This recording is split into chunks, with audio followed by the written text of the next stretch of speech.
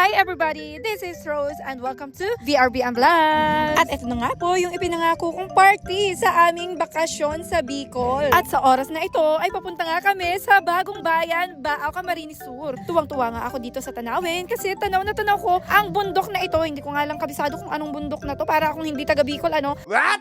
At ngayon, alam ko na ang tawag sa bundok na ito. Ito ay tinatawag na Mount Asog or Mount Iriga. Yes, perfect, correct.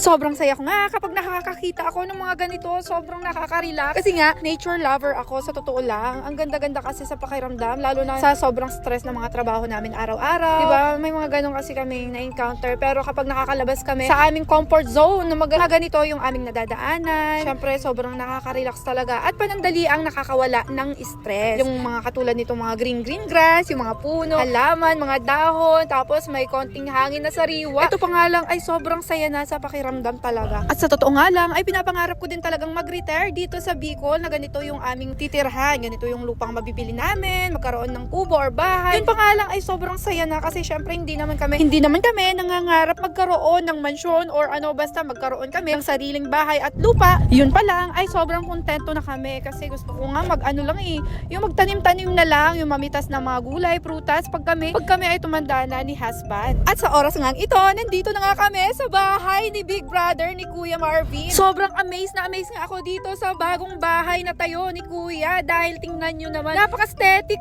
look up and down yan, pero kubo style. Napakaganda ng pundasyon at napakatibay. Sa mga susunod na araw, ay ikukubo tour ko po kayo dahil gusto ko po talagang ipakita to sa inyo. Malay nyo, magawa din kayo ng ganito. At syempre, kukontakin nyo na lang si Kuya bilang engineer. Charlotte!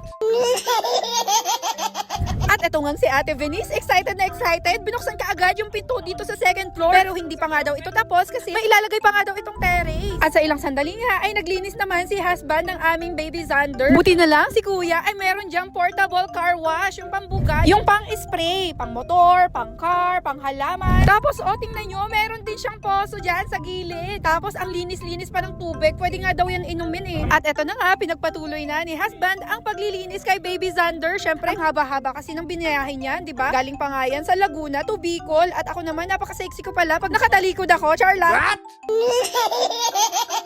Pero sa totoo lang, hindi pa nga kami naliligo at dyan din kami sa poso na yan maliligo kasi syempre libre yung tubig, walang babayaran. Napakalinaw din at matamis, Charlotte.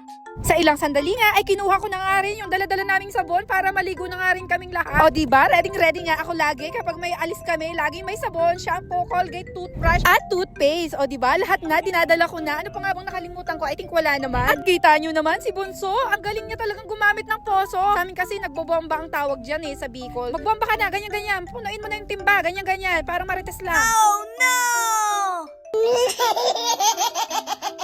Grabe talaga yung tubig dito sa may poso ni Kuya ay talagang napakalamig. Parang gusto ko nga ng mainit na tubig Ganun kasi ako pag naliligo, lagi nagiinit ng tubig. Oo na, inaamin ko, nalamigin talaga ako. Pero araw-araw ako naliligo, yun nga. Laging maligamgam ang pinapaligo ko. Kasi nga, ay lamigin talaga po ako. Paulit-ulit na naman ako. Feel ko nga magbomba dito sa may poso ni Kuya. Kasi nga, exercise din yan. Malay nyo, lumiit ng konti yung bilbil ko. Charlotte! At ito ngang si Bunso ay napakasipag din. Tingnan nyo, lagi siyang nagdidilig ng mga halaman. Pero bago nga kami maligo, ito nga ay kakain kami ng pakwan. Napakapula at napakalaki niyan. Syempre, sobrang tamis din. Sobrang nakakabusog talaga ang pakwan at healthy din siya. Sabi ko nga kay Bunso, ay halika, mag-vlog tayo ng pagkain ng pakwan dito sa harap ng camera. Kita nyo naman, palaban din yan si Bunso sa pakwan.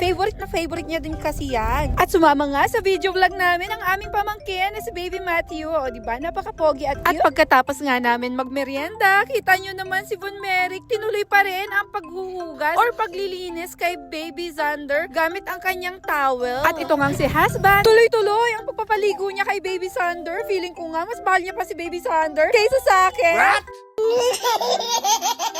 Ito naman, di mabiro, naniwala ka agad. At ipapakita ko nga yung portable car wash ni Kuya. Ayan yung parang baril. By the way, dito ko nga muna po tatapusin ang video na ito. Meron pa po itong kasunod at napakadami pa. Yun lang, bye!